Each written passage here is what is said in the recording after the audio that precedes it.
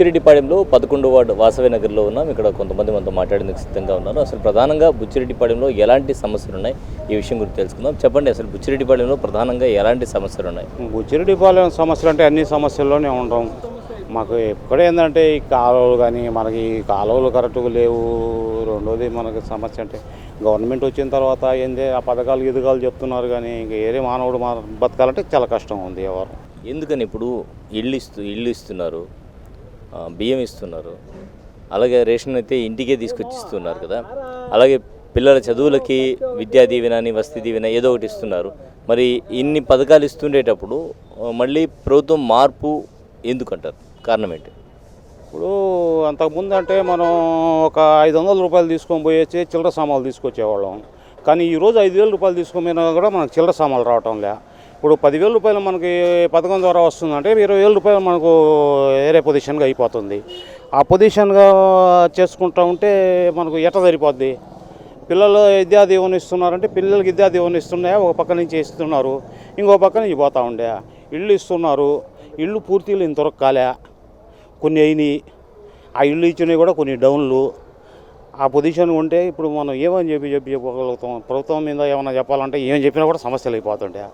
అంటే చెప్పండి, 10 రూపాయలు ఇస్తున్నారు, 20 రూపాయలు తీసుకుంటున్నారని చెప్తున్నారు, కరెక్టేనా? అది కరెక్టే కదండి సార్. 10 రూపాయలు ఇస్తున్నారు, 100 రూపాయలు లాగుతున్నారు. ఇప్పుడు నిత్యావసర సరుకులు అన్నీ పెరిగిపోయి ఉన్నాయి. ఏ విధంగా చూసినా కూడా ఎటువంటి ఆదాయం లేక మనుషులు చాలా ఇబ్బంది పడాల్సి వస్తూ ఉంది. దానివల్ల మనం ఏం చేయలేకున్నాం. ఎటు చూసినా కూడా ఏం చేయాలన్నా కూడా తగులు గలాటాలు ఇవి ఎక్కువైపోయి ఉన్నాయి. ఇంకా దీనివల్ల మనం ఏం చేసేది లేక గమ్ముగా ఉన్నాం. ఎవరుంటే బాగుంటుందంటారు? ఎవరు రావాలంటారు? ఇప్పుడు ఉండే ప్రభుత్వం పథకాలు గితకాలు అన్నీ కాన్సెప్ట్లు అన్నీ బాగలేవు. అయినా కూడా అందే వాళ్ళకి అందుతున్నాయి, అందున వాళ్ళకి అందడం లేదు. ప్రభుత్వం మారాలని జనాలు అనుకుంటున్నారు, మేము అనుకుంటా ఉన్నాం. అదే ప్రకారంగా చంద్రబాబు నాయుడు వస్తే బాగుంటుందని మేము అనుకుంటా ఉన్నాం. ఏంటి చంద్రబాబు నాయుడు అధికారంలోకి వస్తే ఏం చేస్తారు? యువతకి ఉద్యోగాలు, మంచి భవిష్యత్తు, ఇతర వస్తువులు కానీ ధరలు తగ్గించడం కానీ అన్ని సౌకర్యాలు బాగా కల్పిస్తామని చెప్పి ఆయన హామీ ఇస్తున్నాడు. ఈ ప్రభుత్వం చూస్తే అన్నీ ఎవరికి పిల్లకాయలకి ప్రభుత్వాలకు ఉద్యోగాలు కానీ లేకపోయా ఈ 5,000 ఇస్తున్నాడు. 5,000లో ఎంతమందికి ఇస్తున్నాడు ఏమో. మామూలుగా చదువుకున్న పిల్లకాయలందరూ ఖాళీగా తిరుగుతూ ఉన్నారు, వాళ్ళకి ఉద్యోగ భృతి లేదు, అవన్నీ రావడం లేదు. దానివల్ల చెప్పండి, ఏంటి సమస్య? సమస్యలు ఏం లేవండి. ఇప్పుడు మాకు ఇక్కడ అపార్ట్మెంట్లో అన్నీ ఫిలప్ అయిపోతూ ఉన్నాయి. అందరికీ అవి మాత్రం ఆర్డర్ ఇచ్చేస్తూ ఉన్నారు, కట్టుకోండి పర్మిషన్ ఇచ్చేస్తున్నారు. ఆ నీళ్ళన్నీ వచ్చి ఇక్కడ మొత్తం నీళ్ళు వచ్చేస్తున్నాయి.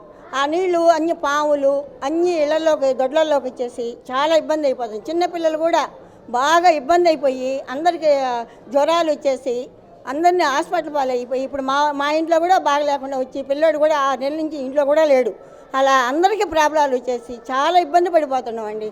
రోడ్డు చూస్తే రోడ్డు నీళ్ళన్నీ మొత్తం నిలబడిపోతున్నాయి, నీళ్లు ఇళ్లలోకి రావడానికి లేదు. అదొక్కటేనండి. మాకు ఆ 2 చేయిస్తే మాకు ఇంకేమీ పడలేదండి. ఈ బజార్కి ఆ 2 ఉంటే బుచ్చిరెడ్డిపాళెం ఆ కాలువ కానీ బాగుపడిందంటే అవార్డులు వస్తాయండి అందరికీ. మీకు అదొక్కటే. ఈ సమస్యని ఎవరి దృష్టికి తీసుకెళ్లారు? గతంలో ఈ సమస్య ఎప్పటి నుంచి ఉంది? ఇది చాలా ఏళ్ల నుంచి ఉందండి. జగన్ 2 సార్లు అది చేశాడు, శంకుస్థాపన 2 సార్లు చేశాడండి. 2 సార్లు చేశాడు, 2 సార్లు ఆపేసాడు. ఆ 2 సార్లు చేశాడు. ఆయన చేయిస్తాడేమో అని మేమందరం ఆశపడ్డాము. అది చేయించలేదండి, అట్నే ఉంది. అంటే కాలువ లేదా? ఇక్కడ కాలువ నిర్మాణం లేదంటారా? కాలువే కట్టలేదండి, అన్నీ వదిలేసి ఉన్నారు. మొత్తం నీళ్ళంతా వాటర్ అంతా వదిలేసి ఉన్నారు. ఊరకనే పంచాయతీదో అది ఇవ్వద్దో తెలియదు, అది మొత్తం వదిలేసి ఉన్నారండి. కాలువ అట్నే వదిలేసి ఉన్నారు. మరి వర్షాకాలం ఎలా ఉంటుంది ఈ సమస్య? వర్షాకాలం అసలు ఇంక చెప్పుకోబడలేదండి. అంత వరస్ట్, వెనక వరస్టే, ఇట ముందు వరస్టే, మొత్తం వరస్టే, అట్లా ఉంటుంది. దోమలు ఎక్కువగా ఉన్నాయి. దోమల బాధ చాలా ఎక్కువగా ఉంది.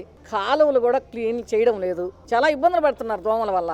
ప్రభుత్వం మంచిగా ఉంటే దోమలు లేకుండా కాలువలు నీట్గా ఉండడం, రోడ్లు నీట్గా ఉండడం, ఇవన్నీ చేసే ప్రభుత్వం వస్తే మంచిగా ఉంటారు, అందరూ మంచిగా ఉంటారు. దినేష్ రెడ్డి చేస్తున్నారు కదా క్యాంపెయిన్, మంచివాడు అంటే ప్రభుత్వం అంటే చంద్రబాబు నాయుడు మంచి ఇది, దాన్ని బట్టి ఈయన ఎంచుకున్నాడు కాబట్టి ఈయన కూడా చాలా మంచిగా పనిచేస్తాడు. దినేష్ రెడ్డి ఎమ్మెల్యే అయితే దినేష్ రెడ్డి నుంచి ఏం ఎక్స్పెక్ట్ చేస్తున్నారు? ఈ కాలువలు నీట్గా ఉండడం, దోమలు లేకుండా ఉండడం, రోడ్లు ఏమన్నా ప్రాబ్లం ఉంటే చేయడం, ఎవరికైనా ఏ సమస్యలన్నా ఉంటే ఆ సమస్యలను తీర్చడం, ముసలి వాళ్ళకి, పేదవాళ్ళకి, లేని వాళ్ళకి అందరికీ కూడా మంచిగా చేయాలని కోరుకుంటాం.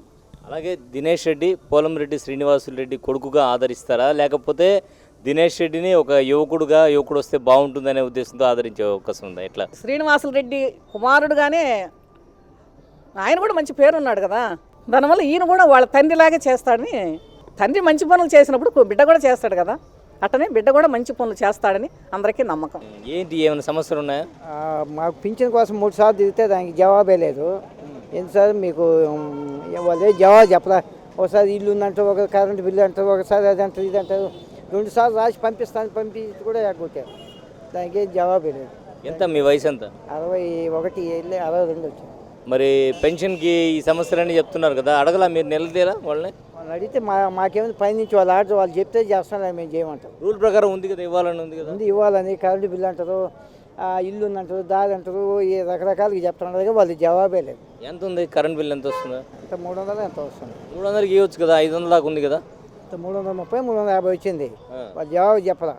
చూపించారా కరెంట్ బిల్? నాకు ఇంతే కదా వచ్చింది. కార్డు చూపించాం, చూపిస్తే వాళ్ళు ఏమి జవాబే లేదు.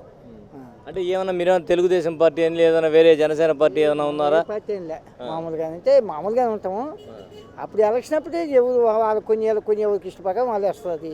ఎలక్షన్స్ అయిపోయిన తర్వాత దానికి సంబంధం అదే. ఎన్నికల వరకే పార్టీలు, ఎన్నికల తర్వాత సంక్షేమ పథకాలు అందరికి ఇమ్మని జగననే చెప్తున్నాడు. అంతే అదైతే. దానికి ఇప్పటికి మేము 3 దఫాలు పోయినాం, 3 దఫాలు కూడా జవాబు లేదు. ఆయుధాలు తక్కువ ఉన్నాయి, ఆ ఖర్చులు ఎక్కువ, ఇప్పుడే రేట్లు పెరిగిపోయినాయి అన్నీ. ఇప్పుడు అదే ప్రతి ఒక్కటి కూడా ఏంటంటే వ్యాపారాలు లేవు, డల్లుగా ఉన్నాయి. ఇప్పుడు ఏమైనా డబ్బులు లాంటివి ఏమైనా వస్తున్నాయా జగనన్న సంక్షేమ పథకాలు? మాకేం రావడం లేదు. మీకు రావాలి కదా మామూలుగా. ఎంత వయసు ఎంత మీకు? మాకు ఉంది 50-52 ఉంది. లేడీస్కి ఏదో డబ్బులు వేస్తున్నాడు, అందరికీ డబ్బులు వేస్తున్నాడు. మీకు 10,000 రూపాయలు పనులకి ఇచ్చి మాకేం రూపాయి లేదు ఇప్పటికి. ఎందుకు అప్లై చేయలేదా లేకపోతే? అప్లై చేసినా కూడా రాలేదు సార్. అది చెప్పండి, ప్రధానంగా బుచ్చి పట్టణంలో ఎలాంటి సమస్యలు ఉన్నాయి?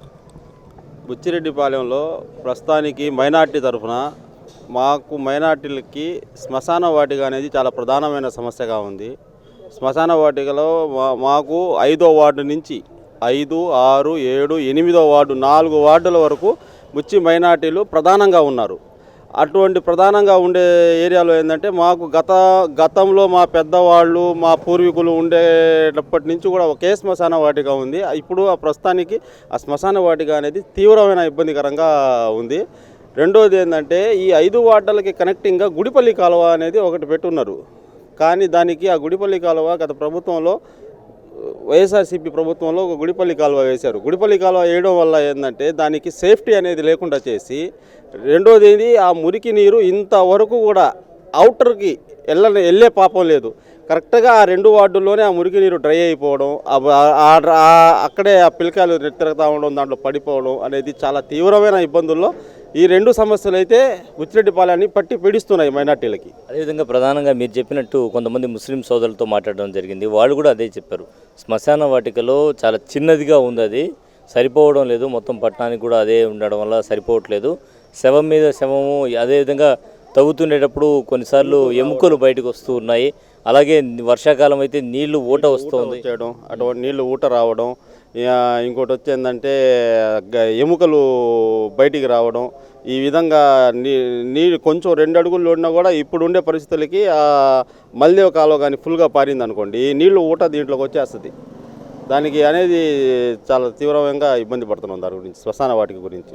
శవాలు కూడా పచ్చి శవాల మీదే మరో శవాలు. అవును, పచ్చి శవాల మీదే వేసే కొన్ని చాలాసార్లు సందర్భాల్లో కూడా మేము ఖననానికి వెళ్ళినప్పుడు మేము కూడా చూసాం, పచ్చి శవాల మీద వేయడం. కొన్ని అయితే ఆ పుర్రెలు, ఆ ఎముకలు అవన్నీ కూడా బయటికి వచ్చి ఉండడం, అవన్నీ మళ్ళీ అదే శ్మశానంలో వేసి కప్పడం, ఇటువంటివన్నీ కూడా జరిగాయి. మరి ఇంత సమస్యగా ఉంటే ఇంతవరకు ఎన్నో పార్టీలు వస్తూ ఉన్నాయి, మరి అధికారుల దృష్టి కానీ పాలకుల దృష్టి కానీ ఈ సమస్యను తీసుకెళ్లారా? టీడీపీ ఇన్ఛార్జ్ దినేష్ రెడ్డి గారికి, ఇంకోటి ఎంఏ షరీఫ్ గారు వచ్చారు ఆ రోజు మైనార్టీ సదస్సు ప్రోగ్రామ్కి. ఎంఏ షరీఫ్ గారికి, అబ్దుల్ అజీజ్ గారికి అందరికీ కూడా మేము ఒక మెమోండరం అంటూ ఇచ్చాము. ఇచ్చి మా సమస్యల మీద మీరు ఈసారి అధికారంలోకి వచ్చిన వెంటనే మా సమస్యలు పరిష్కరించండి అని చెప్పి మేము వాళ్ళని సవినయంగా కోరడం జరిగింది. వాళ్ళు కూడా సానుకూలంగా స్పందించి ఈ సమస్యల్ని మాకు వాళ్ళు వెంటనే అధికారంలోకి రాగానే తీరుస్తారని చెప్పి ఆశాభావంతో 4 వార్డుల ప్రజలు కూడా ఎదురు చూస్తున్నారు. నీటి సమస్య ఉంది, ఓవర్ ట్యాంక్ ఒకటి కావాలా, లేదంటే పైప్ లైన్ అయినా ఓ బోర్ అయినా శాంక్షన్ చేయాలా. కాలువలు పారుదల బాగున్నాయి. వాటి పక్కలనే కానీ బోర్ వేసి ఊర్లోకి నీళ్ళు నడిపితే సేవ్గా ఉంటుంది, ఎవరికి ఇబ్బంది ఉండదు. అలాగే నీళ్లు సరిగా రావట్లేదు, మట్టి మట్టిగా వస్తున్నాయని కొంతమంది చెప్తున్నారు, కరెక్ట్ అన్నది? అట్టేం లేదండి, వచ్చిన వరకు బాగానే ఉంటాయి. వర్షాకాలం అది మామూలే, ఎప్పుడో వస్తుంటాయి. అంటే కాలువ పక్కన బాగుంది మాకు, దానివల్ల ఏంటంటే వర్షం వచ్చినప్పుడు ఈ ఊటంతా బావి తీసుకుంటుంది. అందువల్ల ఏంటంటే ఆ 4 రోజులు అవి కామనే, దాన్ని ఎవరు ఏం చేయలేదు. కాకపోతే ఇంకొక బోరు కానీ మాకు ఇవ్వగలిగితే ఆనందంగా హ్యాపీగా జరిగిపోద్ది. రోడ్లు ఎట్లా ఉన్నాయి? రోడ్డు పర్లే బాగుంది. ఈ బుచ్చి నుంచి రామచంద్రాపురం దాకా అమిత వరస్ట్. నాకు ఇప్పుడు 52 సంవత్సరాలు. ఈ 52 సంవత్సరాల వయసులో ఇప్పటికి చూడనంత అధ్వానంగా ఉంది రోడ్డు. బుచ్చి నుంచి మామూలుగా 20 నిమిషాలు నాగాయగుండ నుంచి వచ్చేవాళ్ళం, ఈరోజు కనీసం గంట 20 నిమిషాలు పడుతుంది. బుచ్చి నుంచి రామచంద్రాపురం 5 కిలోమీటర్లు, 5 కిలోమీటర్లు 1 గంట పడుతుంది. రామచంద్రాపురం నుంచి నాగాయగుంటకి 20 నిమిషాలు వెళ్ళిపోతాం. రోడ్డు చాలా అధ్వానంగా ఉంది, ఇంత ఘోరంగా ఎప్పుడు లేదు. ఎందుకని ఆ పరిస్థితి? రోడ్డు వర్క్ ఏదో ఇచ్చారు ఎవరికో, దాని బిల్లులు రాలేదన్నారు ఆ కాంట్రాక్టర్లు. బిల్లుల్లా పాడులా వాళ్ళకి ఏం రాలేదనేసి ఆ అల్లూరు కాలువ బ్రిడ్జి ఒకటి కట్టి ఆపేసారు. రోడ్డు పని మాత్రం ఏం చేయలేదు. అంతా జేసీబీలు పెట్టి మిషన్లు పెట్టి లోడేసి అంతా రాళ్ళమయం గుంతలమయం అయిపోయి ఉంది. చాలా అధ్వానంగా ఉందండి రోడ్డు. ఎట్టుంది గాలి? ఎట్టుంది ఇక్కడ గాలి ఈసారి చంద్రబాబు నాయుడు గారు ఫ్యాన్ గాలా సైకిల్ గాలా? సైకిల్ గాలే ఉంటుంది. చంద్రబాబు నాయుడు గారు సీఎం అవుతారు, ఇక్కడ దినేష్ రెడ్డి గారు ఎమ్మెల్యే అవుతారు, దానిలో ఎలాంటి డౌట్ లేదు. దినేష్ రెడ్డి కొంచెం కుర్రోడు అంటా ఉన్నారు చాలామంది. యూతే కదండి. పోటీ పడగలడా? ప్రసన్న కుమార్ రెడ్డితో ఫైట్ చేయగలడా? ఆయన ఒకవేళ వ్యక్తికి వయసు ఉండొచ్చు, కానీ చేసింది తక్కువే కదా. ఈ నాగాయగుంటలో ఈ 5 సంవత్సరాలలో ఆయన అయితే ఒకే ఒక 2.5 లక్షల సిమెంట్ రోడ్డు ఒకటి వేసాడు. అంతకుమించి నాగాయగుంటకు 100 రూపాయల వర్క్ అంటూ ఈ 5 సంవత్సరాలు ఏమి జరగల. మీరు కావాలంటే వచ్చి చూడండి, ఒకే ఒక రోడ్డు. అదే యాందోళ ఒక 10 ఇళ్ళో 5 ఇళ్ళో ఉంటే ఆ ఇంట్ల మీదుగా ఒక రోడ్డు వేసి ఉన్నారు, అంతవరకు తప్ప ఇంకా అభివృద్ధి అంటూ ఒక్క 100 రూపాయలు కూడా జరగదు. దినేష్ రెడ్డి ఎమ్మెల్యే కావాలని కోరుకుంటున్నాం.